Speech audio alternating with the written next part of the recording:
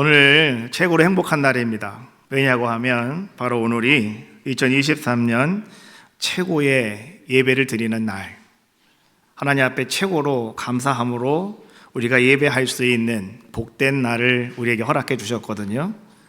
바로 그날이 오늘입니다. 그것을 갖다가 우리가 추수감사주일 이렇게 이야기합니다. 오늘 이 최고의 예배의 날, 오늘 이곳에 와서 처음 예배하시는 분도 계실 텐데, 하나님은 오늘 가장 최고로 삼으셨기 때문에 오늘 부르신 겁니다. 그리고 하나님께서는 그의 심령을, 그의 삶을 하나님이 이제는 이렇게 말씀하실 거예요. 이제부터 너의 삶을 나한테 맡겨라. 내가 너를 최고의 인생으로 만들겠노라. 하나님 그렇게 우리에게 말씀하실 줄로 믿어요. 최고의 예배가 되기 위해서는, 자 여러분, 먼저 우리가 선행해야 될 것이 한 가지가 있죠. 그것은 무엇이냐고 하면, 먼저 여러분들이 최고가 되셔야 된다.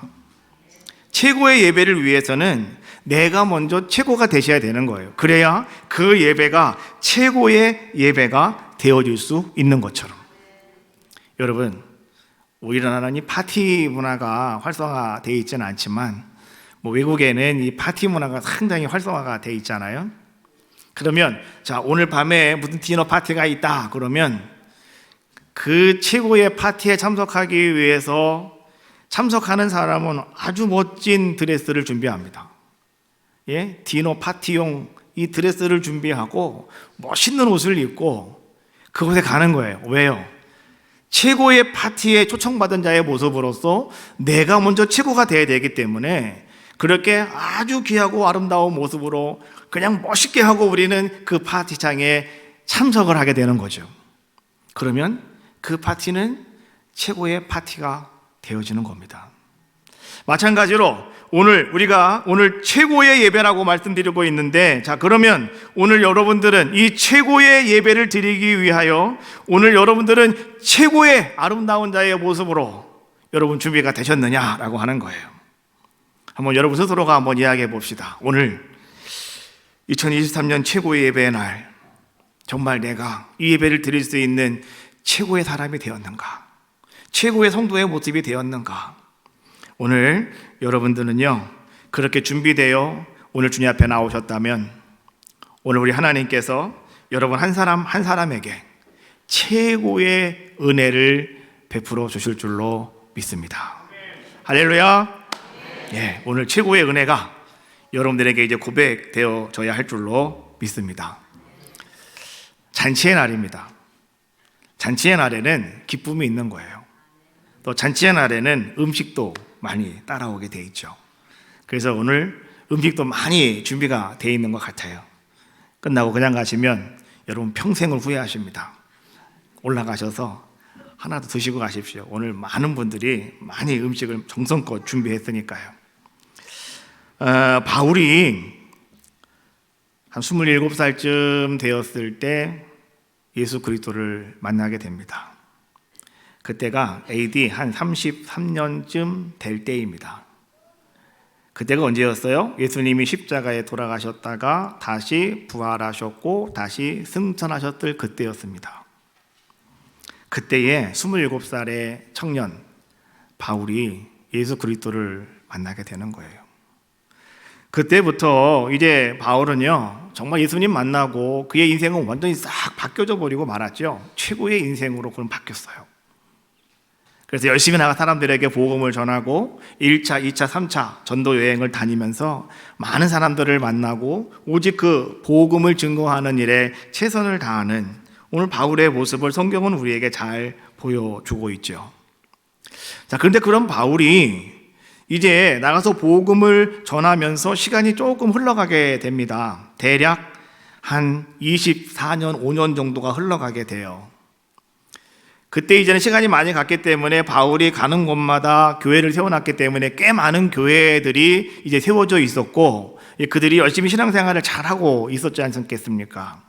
근데 그 교회들마다 이제 한 가지 문제가 생기게 되었는데, 그것이 무엇이었냐고 하면 예수님의 재림이 오늘 모든 교회들에게 아주 중요한 문제로 대두되는 그런 모습이었다라고 하는 거예요. 예수님께서 AD 33년에 예수님을 승천하시면서 그때 말이죠, 승천하시는 그날, 베다니에서 구름 타고 승천하시는 그날, 그 승천하시는 모습 옆에 두 천사가 나타났어요.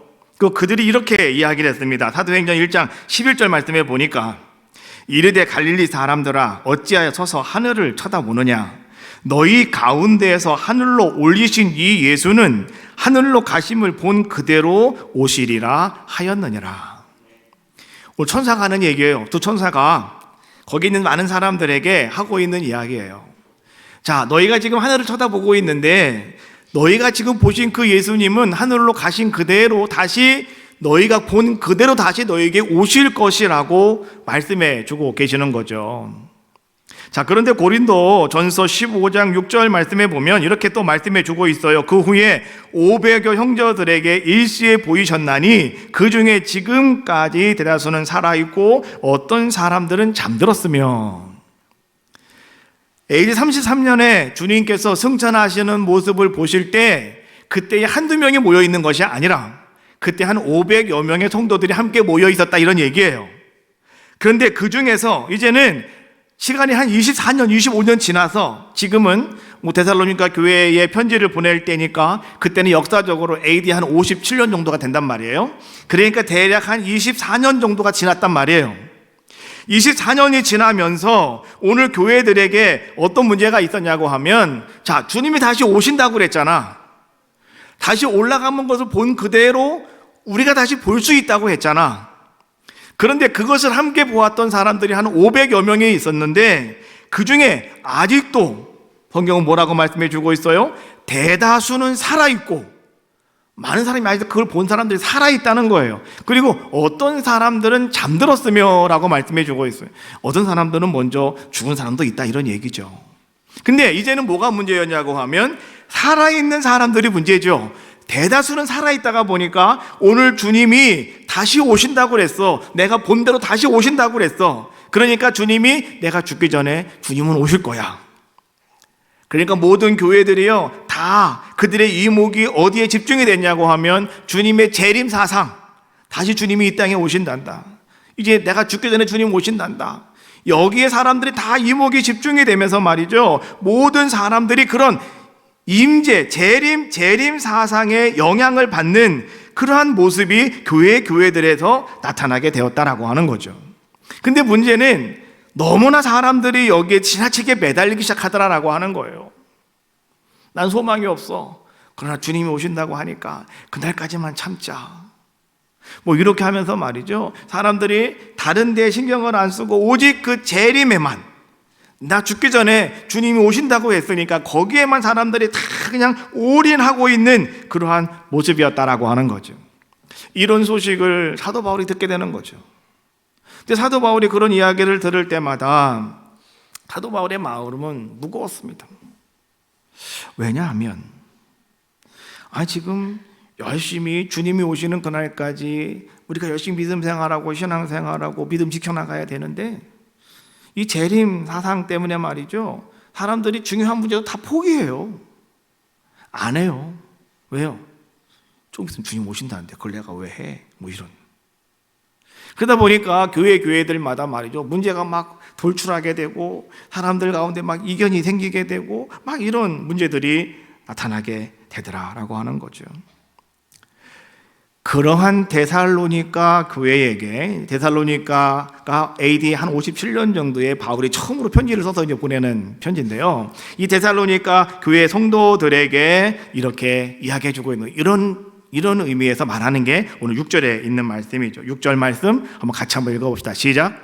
그러므로 우리는 다른 이들과 같이 자지 말고 오직 깨어 정신을 차릴지라. 자, 노란 글씨만 한번 읽어볼까요? 시작.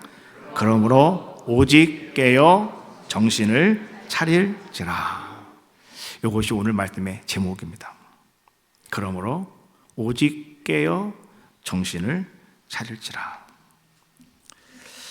주님의 재림이 가까웠다라고 하는 경고는 초대교회부터 계속해서 이어져 내려오고 있는 말씀이에요.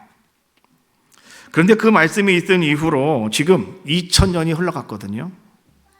그런데 지금도 그 말씀은 계속 반복되어져 가고 있는 거죠.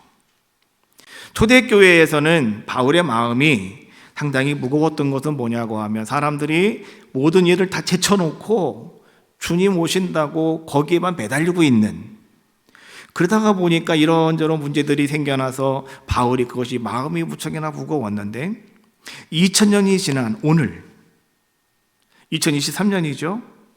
오늘 바울은 또 마음이 무거울 것 같아요. 왜 마음이 무거울까요? 아마 그때는 좀 반대죠. 지금 우리 모든 성도들은 말이죠. 자, 초대교회부터 주님이 오신다고 했더니 여태까지 안 왔어. 근데 100년도 아니고 1000년도 아니고 2000년이 지났어. 우리가 믿음 생활하면서 오늘 주님의 재림신앙, 마라나타, 이 신앙 갖고 살아가야 되는데 나 죽을 때까지 주님 안 오실 것 같아. 여러분 다 그러시죠? 나 죽을 때까지 주님 오실 것 같아, 안 오실 것 같아요? 여러분 솔직하게 한번 얘기해 봐요.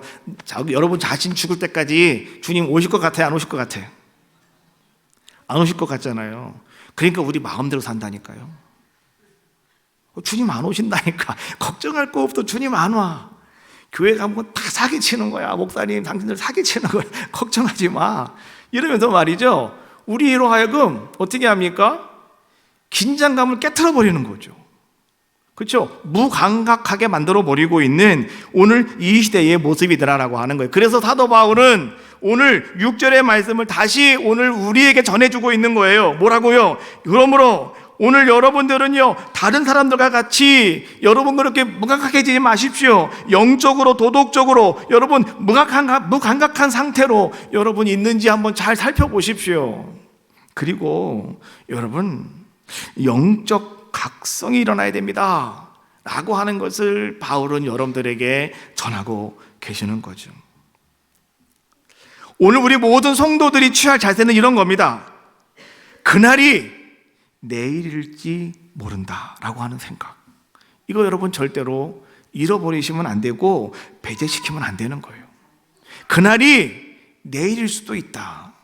그래야 우리는 어떤 사람이 될 수가 있는 거예요. 깨어있는 귀한 자가 될 수 있다라고 하는 거죠. 성경은 계속해서 우리에게 깨어있어라 깨어있어라 계속 반복적으로 이야기를 합니다.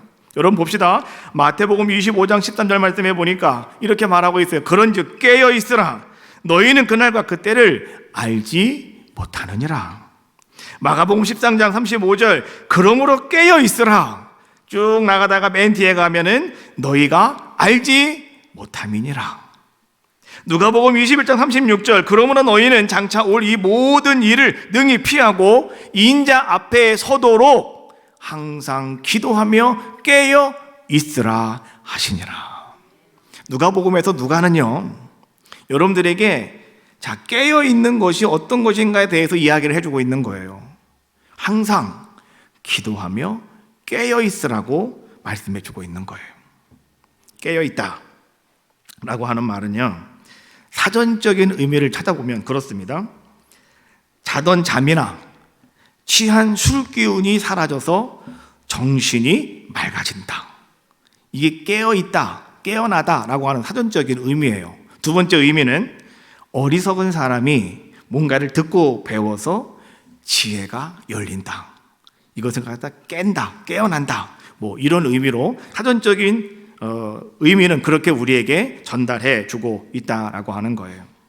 자, 그런데 중요한 것은 무엇이냐고 하면 오늘 바울이 데살로니가 교회 성도들에게 오직 깨어 정신을 차릴지라 라고 말씀해 주고 있는데요, 그러면 오늘 바울이 우리에게 말하는 이 깨어 있으라고 하는 말은 과연 어떤 말이냐라고 하는 거죠.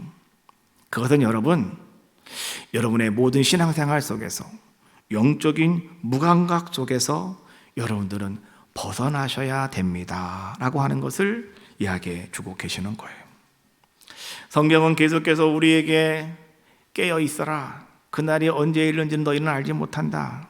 깨어 있어라, 새벽인지 저녁인지 알지 못한다. 오늘 여기 말씀에도 보니까 바울은 그렇게 말합니다. 주의 날이 2절입니다. 밤에 도둑같이 이룰 줄을 너희 자신이 자신이 알기 때문이다. 그러니 그들이 평안하다 안전하다 할 그때에 임신한 여자에게 해산의 고통이 이른같이 갑자기 너에게 임할 것이다. 언제? 그날이. 근데 성경은요, 우리에게 아주 중요한 말씀 한 가지를 더 하고 계셔요. 우린 깨어 있어야 되겠는데요, 그러면 우리는 한 가지 궁금한 것이 뭐냐고 하면, 그럼 주님은 언제 오시는 겁니까? 그때 예수님께서는요, 오늘 그 제자들의 질문에 이런저런 이야기를 해 주셨어요. 마태복음 24장 말씀에 보면 온 세상에 복음이 전파되어야 그때야 끝이 올 것이다 라고 말씀해 주셨고, 요한계시록 6장 9절로 11절 말씀에 보면 이제 순교자들의 수가 차야 된다, 수가 채워져야 된다라고 말씀해 주고 계시고, 그 다음에 마가복음 13장 8절 말씀에 보니까 나라와 민족이 서로 막 전쟁이 일어나고 곳곳에 지진이 일어나고 기근이 일어나고 막 이런 일들이 일어날 것인데, 이것은 바로 그날의 시작일 뿐이다 라고 이렇게 말씀해 주고 계셔요. 그런데 오늘 주님께서도, 하나님이신 예수님께서도 그날이 언제다라고 딱 잡아서 말씀하고 않고 계시더라, 이런 얘기죠. 뭐라고 말씀하셔요? 마가복음 13장 32절 말씀해 보니까 이렇게 말씀하셔요. 그날과 그때는 아무도 모르나니 하늘에 있는 천사들도 모르고 아들도 모르고. 아들이 누구예요? 아들이 곧 예수님 말하는 거잖아요. 그렇죠? 예수님도 모르고 다만 누구만 아신답니까? 아버지만 아시느니라. 아버지만 아신다. 여러분들은 이 말씀을 어떻게 이해하십니까? 하나님만 아시는 거야, 그거는 아무도 모르는 거래, 우리는 그냥 그렇게 받아들이잖아요. 그런데 여러분, 예수님께서 지금 이렇게 말씀하시는 그 말을 이스라엘 유대 사람들은요, 당연하게 다 알아들읍니다. 우리는 하나님만 아신다라고 이렇게 생각하고 있지만, 그 유대 사람들은 이 예수님이 하는 말을 들었을 때 그들은 한 사람도, 거기에 반론을 제기한 사람은 한 사람도 없다는 거예요. 왜 그런가 한번 여러분 잘 들어보십시오. 성경을 보면은요, 이 성경에는 이제 그 어떤 큰 잔치, 주님의 천국 잔치를 베푸신다, 그리고 마지막 때에 주님이 재림하실 때 큰 잔치가 일어난다, 이런 얘기를 하고 있잖아요. 근데 그 모든 것들이 다 무엇과 연관되어 있냐고 하면 혼인 잔치와 연관되어 있습니다. 그렇죠? 그래서 주님께서 첫 번째 사역을 시작하심에 있어서 첫 번째 이룬 표적, 기적이 뭐였습니까? 가나의 혼인 잔치집에 가서 물이 변하여 포도주가 되게 만드시는 기적을 행하신 거 아니겠습니까? 그러니까 주님은 철저하게 이 혼인잔치와 밀접한 관계를 가지고 있어요. 이 주님이 오시는 그날, 바로 그날은 천국잔치가 벌어질 것인데, 그때가 바로 혼인잔치가 있는 날이랍니다. 그래서 주님은 신랑이 되시고 여러분은 뭐가 된다고요? 나는 신부가 된다. 그래서 순결함을 가지고 신랑을 기다리는 사람이 그 혼인잔치에 참여할 수가 있을 것이라고 말씀해 주고 있잖아요. 그렇지 않습니까? 그래서 상당히 그런 것과 밀접한 관계가 있어요. 그러면 오늘 우리는요, 이 유대 사람들의 이 결혼 풍습을 여러분 조금만 이해하면, 그런 것이었구나 라고 하는 것을 쉽게 이해할 수가 있다는 겁니다. 유대 사람들은요, 이 결혼에 있어서 그들은 결혼하는 순서가 있는데, 그냥 무작정 만나가 좋아하고 결혼하는 게 아니라 서로 남자 여자가 서로 만나잖아요. 양쪽 집이 서로 허락을 합니다. 그러면 정혼이라고 하는 것을 먼저 하게 돼 있어요. 그리고 정혼한 다음에 1년 뒤에 결혼식을 하게 돼 있는 겁니다.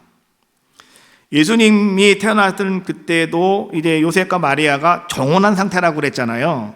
그러면 정혼하면은 둘이 같이 있는 게 아니에요. 서로 떨어져 있어요. 신랑은 신랑 집에 가서 있고 신부는 신부 집에 가서 있고 1년 동안 서로 떨어져 있는 거예요. 그러다가 1년이 지나면 같이 와서 만나서 결혼을 하는 건데, 그때 1년이 지나서 이제 신랑이 올 때 신부는 그 신랑을 맞이해야 되는 거예요. 예? 이게 이제 유대 사람들이 가지고 있는 하나의 풍습이다, 이런 이야기죠. 자, 그러면 보세요. 이제 그들이 정혼을 했습니다. 부모님들이 모여서 서로 좋다, 오케이 했어요. 그러면 정혼한 증표가 뭐냐고 하면, 신랑과 신부가 하나의 컵에다가 포도주를 따라서 같이 마셔요. 그러면 그것이 뭐예요? 이제 우리는 공식적으로 부부가 됐습니다 라고 하는 것을 상징하는 의미예요. 한국의 약혼식과 좀 비슷하지만, 그러나 이 사람들과 좀 다른 것은 뭐냐고 하면, 이 사람들이 정혼했다라고 하는 것은 결혼한 것을 의미해요. 법적으로 결혼한 것을 의미합니다. 그래서 나중에 이 정혼을 깨트려야 되겠다 그러면 이거는 법적으로 해야 되는 거예요. 법적으로. 그냥 나 싫어 안 해, 이게 아니라 다시 법적으로 다 서리를 밟아야 되는 이런 모습이더라라고 하는 거죠. 근데 중요한 것은 자, 이제 그 정혼을 딱 하고 나면 신랑은 그의 아버지가 신랑을 데리고 자기 집으로 가요. 신부는 그 집에 남아서 자기 집이었으니까 거기에 남아가지고 이제 1년 동안 뭘 하느냐? 시집갈 준비를 하고 있는 거예요. 근데 이제는 신랑이 1년 뒤에 자기 와서 신부를 데려가면 되는 거거든요. 그러면 결혼을 하는 거거든요. 근데 이제 신랑의 아버지가 신랑을 데려가서 어떻게 합니까? 이제 둘이 살 수 있는 집도 준비해주고, 그 다음에 이제 신랑의 아버지가 뭐 그 당시엔 다 농사를 짓잖아요. 그러면 농사를 짓든지 아니면 양을 키우면 뭐 양을 키우든지 막 이런 거 할 거 아니겠습니까? 그러면 이제 한 해의 결산을, 하나의 모든 추수를 다 끝난 다음에 다 모든 것이 다 일이 끝나고 나면 그때가 돼서야 아버지가 이제 그 아들에게 얘야 가서 네 부인을 데려와라 이렇게 말하면 그 아들은 그때에서나 기쁜 마음을 가지고 자기 처갓집에 가서 자기 신부를 데리고 와서 이제 결혼을 하게 되는 뭐 이런 모습이 유대 사람들이 가지고 있는 결혼의 풍습이다 이런 얘기예요. 자, 근데 1년만 지나면 1년 딱 되는 날 아버지가 기억하고 있다가 그날 가 이게 아니라는 거예요. 아버지는 만약에 농사를 짓고 있다고 한다면 자, 내일이 1년 되는 날이에요. 정혼한 지가. 근데 아직 농사가 다 안 끝났어요. 그럼 어떻게 해야 돼요? 아버지는 농사 짓다 말고 야 가라 이렇게 말할 수 없잖아요. 그러니까 1년이 지났다 하더라도 농사가 다 마무리될 때까지 기다리는 거예요. 일이 다 끝날 때까지 기다리는 거예요, 아들은. 그러다가 이제 아버지가 봤을 때, 아버지가 생각했을 때 다 됐다, 일이 다 끝났다 라고 생각이 되어지면 그때서야 비로소 아들에게 아들아 가서 네 부인 데리고 와라, 결혼식 하자, 이게 된다는 거예요. 그래서 오늘 그 날짜는 아버지만 아시느니라 라고 하는 말은 그런 의미예요. 그러니까 유대 사람들은 다 알겠죠. 그렇게 살고 왔으니까, 그렇게 살아왔으니까. 우리는 뭐 하나님만 왜 그걸 아시는 건데, 예수님은 왜 모르시는 건데.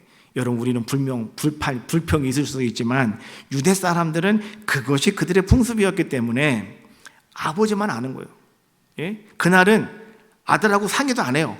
아버지만 아는 거예요. 아버지가 판단해 다 끝났다라고 하면 그때가 얘야 오늘이다 라고 말씀해 주는 것처럼 마지막 날이 우리에게 그렇게 찾아온다는 거예요. 아무도 몰라요. 그러나 예수님은 그런 징조가 이런 것들은 있을 것이다 라고 하는 것들은 그냥 알려주신 거죠. 왜요? 예수님도 모르시니까. 그건 오직 아버지만 아시기에. 그러므로 오늘 바울은요 이렇게 말하는 겁니다. 8절에 우리는 낮에 속하였으니 정신을 차리고 믿음과 사랑에 호신경을 붙이고 구원의 소망의 투구를 쓰자라고 이야기해 주고 있는 거예요. 깨어 있으셔야 된다. 어떻게 깨어 있어야 되느냐?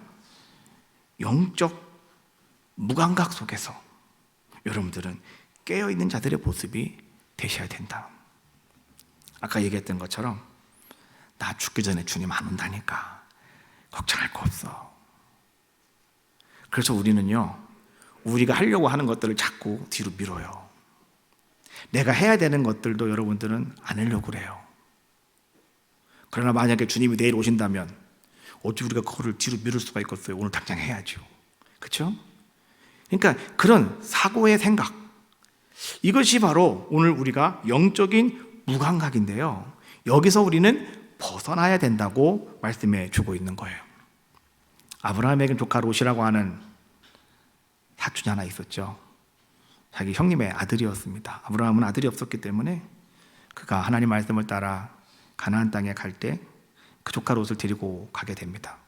그 하나님 앞에 그는 이렇게 말해요. 하나님, 얘가 내 아들입니다. 그런 하나님은 아브라함에게 뭐라고 말씀하셔요? 아니다. 네 아들은 약속의 아들이 있다. 네 아들 절대 될 수가 없다. 근데 하여튼 조카 롯과 함께 살아와서 하나님이 아브라함에게 복을 주시니까 그 옆에 붙어있던 롯도 엄청나게 복을 많이 받게 돼요. 그래서 거부가 됩니다. 성경에 보면 아브라함과 롯이 서로 둘이 싸운 게 아니라 그 하인들 서로 막 싸워요. 왜 싸웁니까? 영토 차지하려고, 풀밭을 더 차지하려고, 우물을 더 차지하려고. 그래서 아브라함이 그걸 가만히 보고 있다가 안 되겠다 싶어서 어떻게 해요? 너와 나는 한 고죽인데 우리가 싸우면 되겠니? 네가 동하면 내가 서하고 네가 서하면 내가 동할게. 먼저 선택해라.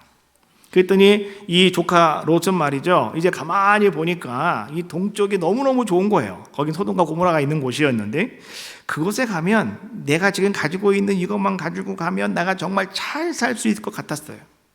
그래서 오늘 조카 롯은 소돔이 있는 동쪽을 선택을 하게 되는 거죠. 오늘 조카 롯은 말이죠, 왜 소돔 쪽을 그는 선택하고 거기 들어가 살게 되었느냐? 이유는 한 가지였습니다. 경제적인 번영을 위하여, 잘 살기 위해서 오늘 조카 롯은 그곳으로 갔어요. 롯은 정말로요, 자기가 목적한 것과 똑같이 그는 이 소돔이라고 하는 곳에 들어가서 정말 그는 빠른 속도로 번성하기 시작합니다. 왜요? 처음에 자본금이 많았잖아요. 많이 갖고 들어갔잖아요. 그러다가 보니까 아주 빠른 속도로 번창하게 되었고요. 또 이 조카 롯은 소돔에서 유력 인사가 됩니다. 성경에 그런 말씀 없던데요? 있어요. 어디에 있는가? 제가 한번 읽어드릴게요. 창세기 19장 1절에 있는 말씀인데요. 자, 거기 보면 이런 말씀, 저녁 때에 그 두 천사가 소돔에 이르니 마침 롯이 소돔 성문에 앉아 있다가, 이게 포인트예요. 소돔 성문에 앉아 있다가. 그 시대에는요, 이 소돔 성문, 이 성문이라고 하는 게 뭐였냐고 하면 사람들이 모이는 곳이었어요. 그리고 거기서 사람들이 뭔가 재판을 하는 곳, 고관들이 모여서 의논하는 곳, 이것이 바로 성문이에요, 성문. 근데 지금 롯이 어디 앉아 있다는 거예요? 소돔 성문에 앉아 있다. 저쪽 끝에 가서 쭈그리고 앉아 있는 게 아니라 단상 위에 가서 다리를 딱 대자하고 앉아 있다, 이런 얘기예요. 그럼 거기에 올라갈 수 있다면 소돔에서 지금 롯은 유력 인사가 된 거죠. 그 위에는 아무나 올라가는 건 아니니까, 그렇죠? 거기에 앉아 있을 사람은 아무나 앉아 있는 건 아니니까. 그러니까 이 조카 롯은 소돔에 들어가서 나름 번성했고 나름 그는 그 땅에서 성공한 사람이 되었다, 이런 얘기예요. 유력 인사가 되었다라고 하는 것을 이야기해 주고 있는 거죠. 그의 가족들 다 소돔에서 유명한 사람이 되었습니다. 근데 문제는 뭐였냐고 하면 그 가족들이 말이죠, 이 소돔 문화에 조금씩 그들이 물들어가기 시작하였더라라고 하는 것이죠. 그러나 조카 롯은 말이죠, 저항했습니다. 왜 그는 저항할 수가 있었냐고 하면 그는 자기 삼촌 아브라함과 함께 있으면서 아브라함이 항상 하나님께 기도하는 그 기도 소리를 이 조카 롯은 들었거든요. 그러다가 보니까 조카 롯이 이 소돔의 세상 속에 자기가 이렇게 자꾸만 세속화되려고 할 때마다 아브라함이 하는 기도 소리가 들리는 거예요. 삼촌이 하던 기도 소리가 들리는 거예요. 하나님 나를 거룩하게 하시고, 하나님 나를 지켜주시고, 하나님 내가 제약 속에 들어가지 않게 하시고, 맨날 그 기도했으니까요. 또 두 번째, 오늘 이 조카 롯은 말이죠, 아브라함과 함께 동행하면서 하나님이 아브라함과 어떻게 동행하는가를 이 조카 롯은 눈으로 봤다는 거죠.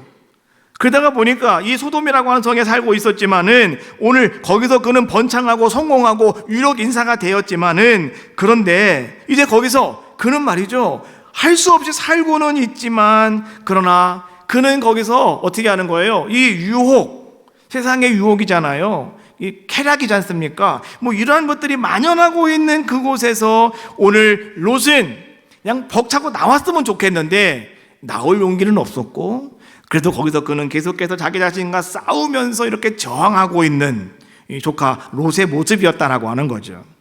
그 제 얘기가 아니고요, 성경에 그렇게 기록이 되어 있습니다. 자, 베드로가 이렇게 말합니다. 베드로후서 2장 8절. 자, 이는 이 의인이 그들 중에 거하여 날마다 저 불법한 행실을 보고 들으므로 그 의로운 심령이 상함이라. 오늘 이 롯에 대해서 베드로가 이렇게 표현을 합니다. 첫 번째, 그는 의로운 사람이었다. 그런데 그는 또한 어떤 자의 모습이었느냐? 그는 심령이 상한 자였다라고 이렇게 이야기해 주고 있는 거죠. 그러니까 그는 아주 번뇌했다는 거죠. 고민했다는 거죠. 그는 무척이나 애쓰는 자의 모습이었다라고 하는 거예요. 그러면 거기서 좀 튀어나왔으면 좋겠는데 나오지는 못하고, 나올 용기는 없었고, 그러나 그 속에서 그는 살면서 문을 들지 않으려고 무척이나 애쓰며 애쓰는 롯의 모습을 성경은 지금 우리에게 보여주고 있는 거죠. 아브라함의 기도 소리가 항상 귀에 들려왔기 때문에 조카 롯은 그나마 자기 자신을 지킬 수가 있었는데요. 자, 그런데 오늘 그의 가족들은 좀 달랐다, 이런 얘기죠. 그의 가족들은요, 롯과는 좀 다르게 그들은 저항하지 못했고, 그들은 그냥 이 소돔의 그 뭡니까 달콤한 유혹에 그들은 그냥 빠져 들어갈 수밖에 없는 그런 자들의 모습이었더라라고 하는 거죠.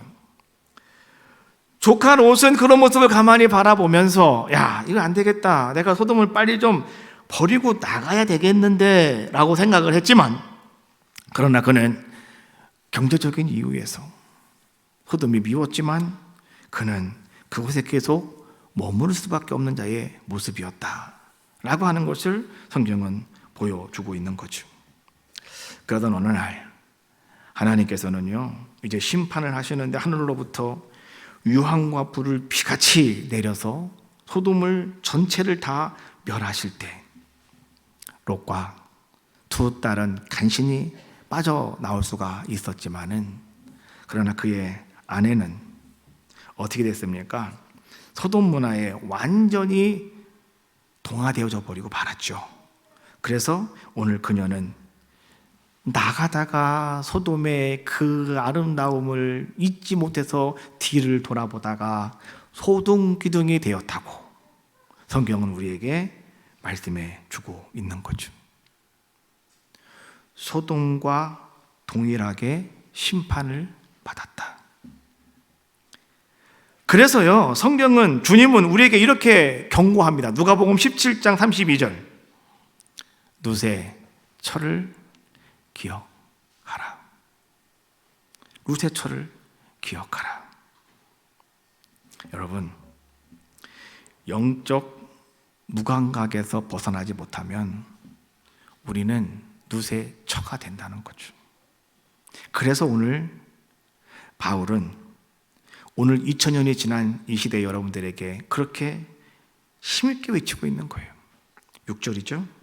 그러므로 우리는 다른 이들과 같이 자지 말고 오직 깨어 정신을 차릴지니라. 그러므로 오직 깨어 정신을 차릴지라. 깨어 있는 곳이 뭘까요? 누가가 얘기했죠. 항상 기도하는 곳이라고요. 예수님께서도 겟세마네 동산에 올라가서 기도하실 때 진짜 3명 데리고 올라가셨어요. 그들에게 뭐라고 말씀하셔요? 깨어 나와 함께 기도하죠. 너희가 1시간 더 나와 함께 기도할 수 없더냐? 주님은 3번씩이나 와서 계속 그들을 깨우셨어요. 그러다가 3번이 지나고 3번째 오셨을 때는 됐다, 가자. 그때가 되어지면 더 이상 여러분들이 기도할 필요가 없어요. 왜? 주님 오셨으니까. 그날이 되어졌으니까. 그러나 그날이 오기 전까지는 우리는 어떻게 해야 된다? 깨어 있으셔야 된다. 그거 뭐 하는 거라고요? 기도하는 거다. 여러분 열심히 기도하시는 여러분들의 귀한 모습 다 되시기를 주님의 이름으로 축복합니다. 이스라엘 백성이 처음에 광야를 나가서 배고프다고 하나님 만나를 허락해 주셨거든요. 근데 그들은 그 만나를 보면서 야, 이게 뭐야? 이게 뭐야? 이게 뭐야? 하다가 그게 만나가 됐어요. 만나의 이름의 뜻은 이게 뭔가, 이게 만나의 뜻이에요. 이게 뭔가, 이게 만나예요. 자, 그런데요, 출애굽기 16장 31절 말씀해 보니까 이렇게 말씀하시죠. 그들이 이름을 만나라 하였으며 가시같이 시고 맛은 꿀 섞은 과자 같더라. 꿀송이처럼 달았다 이런 얘기예요. 만나가 너무너무 맛있었다 이런 얘기예요. 너무너무 귀했다 이런 얘기예요. 그런데 영적으로 무감각해지니까요, 그들이 어떤 자들의 모습이 되는지 아십니까? 민수기 21장 5절입니다. 모세를 향하여 원망하되 어찌하여 우리를 애굽에서 인도하여 내어 이 광야에서 죽게 하는가? 이곳에는 먹을 것도 없고 물도 없도다. 우리 마음이 이 하찮은 음식을 싫어하노라. 꿀같이 달았던 과자 같은 만나였는데 영적인 무감각이 찾아오니 하찮은 음식이 되어져 버리고 말더라. 오늘 우리의 모습은 아닌가?